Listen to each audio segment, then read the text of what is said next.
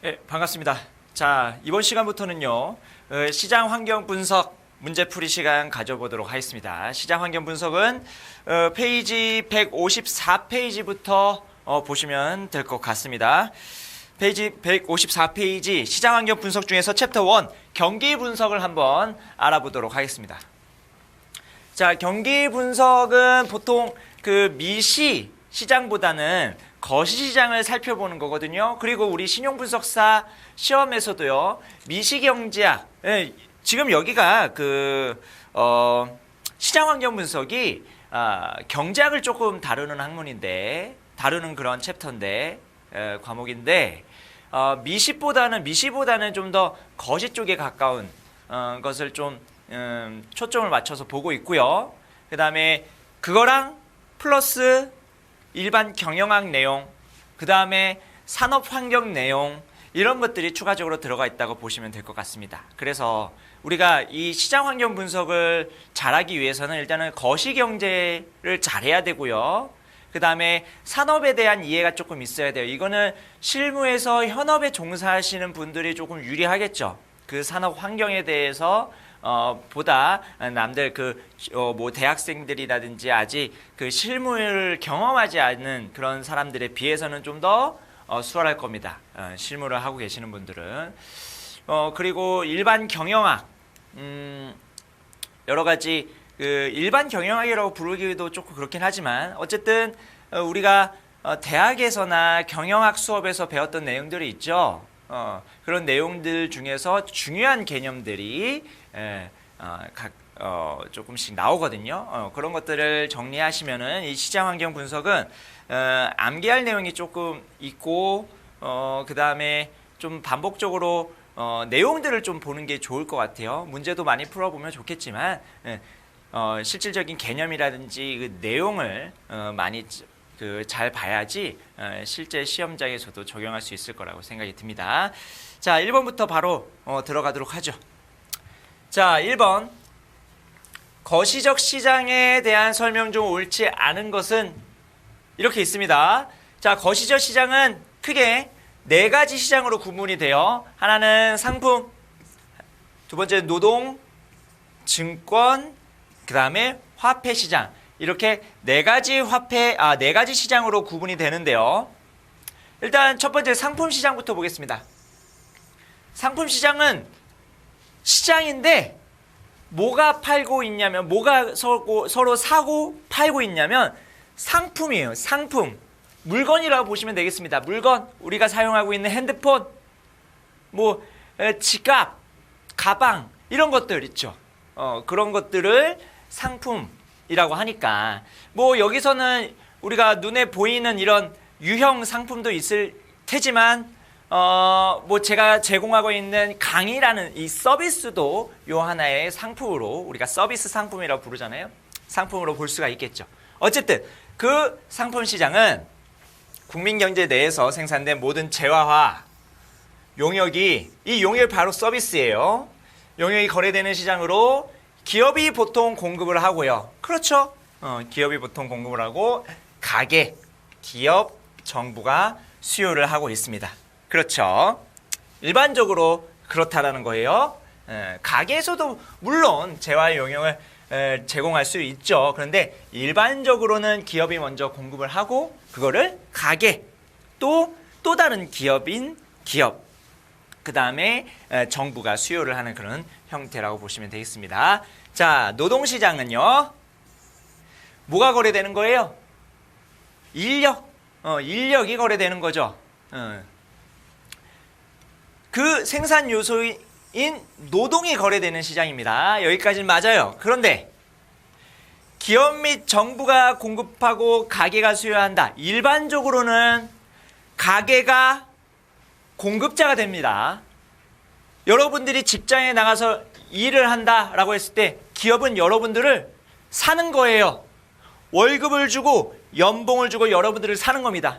그러면 사는 사람들은 수요자라고 부르죠. 그러면 여러분들은 팔리는 거잖아요. 그러면 팔린다라는 것은 공급자에 속하겠죠.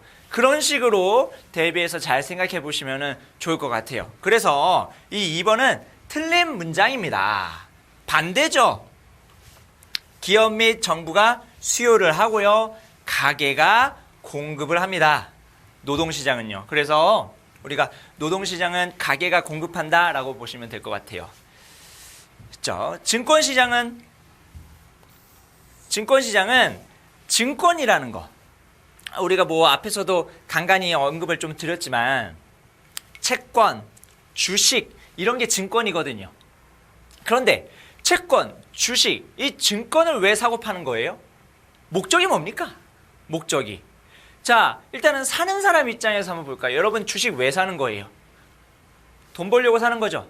돈 벌려고 산다? 이거를 좀 더 유식한 말로 뭐예요? 투자한다라는 거죠. 투자. 그쵸? 투자를 해서 투자 수익률을 얻는 거잖아요. 그런 목적으로 주식을 사는 겁니다. 채권도 마찬가지고요. 그러면은 그 채권이나 주식을 파는 사람은 그 목적이 뭐예요? 목적이 뭡니까? 돈을 조달하고자 하는 목적이 있는 거예요, 여러분. 돈을 조달해서 일정 퍼센테이지만큼 뭐 이자를 준다든가. 채권을 판 사람들은 뭐 이자를 주겠죠. 주식을 판 사람들, 보통 주식을 판다라는 거는 안 하고요. 주식을 발행한다고 하죠. 주식을 발행해서 투자자들한테 제공을 하죠. 그럼 주식을 발행하는 목적으로 돈을 조달하고자 하는 목적이잖아요. 그리고 그거에 대한 대가로 뭘 줍니까? 배당이라든지 이런 것들을 주는 거죠. 어쨌든 자금 조달 순환인 채권 등의 증권이 거래되는 시장으로 이자율이 가격 변수이다. 여기서 증권은 일반적으로 채권을 말한다고 보시면 되겠습니다. 돈을 조달하고 그 조달한 돈에 대한 대가를 주고 그게 바로 이자 형식으로 주는 거죠. 그 다음에 화폐 시장은 실질적인 우린 돈 있죠? 돈이 거래되는 시장이에요. 돈이 거래되는 시장으로 별도의 구분된 시장에서 거래된다기보다는요. 다른 시장에서의 대상물이 거래될 때 교환의 매개물로서의 의미가 있다. 그래서 이 화폐 자체로 막 거래를 한다. 물론 외환시장에서는 어느 정도 가능한 말일 수도 있겠지만 일반적으로 이 화폐라는 것은 교환의 매개체입니다. 그렇죠. 당연히 가격 변수 같은 거 고려하고요. 화폐 시장도요. 이자율에 따라서도 달라지고요. 여러 가지 요인에 따라서 그 화폐의 가치가 달라지는 거죠. 그래서 정답은 2번이 되겠습니다. 문제 2번.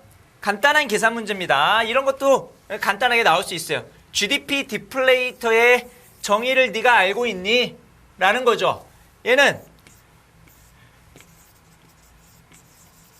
명목 어떤 수치, 명목 수치 나누기 실질 수치입니다. 그러면 여기서 GDP 디플레이터, 그럼 명목 GDP겠죠? 명목 GDP. 이거는 실질 GDP. 그러면 여기서 그냥 대입하면 되거든요. 1333, 여기는 13, 12 대입하면 됩니다. 그래서 계산하면은 간단하게 101.6이 나올 거예요.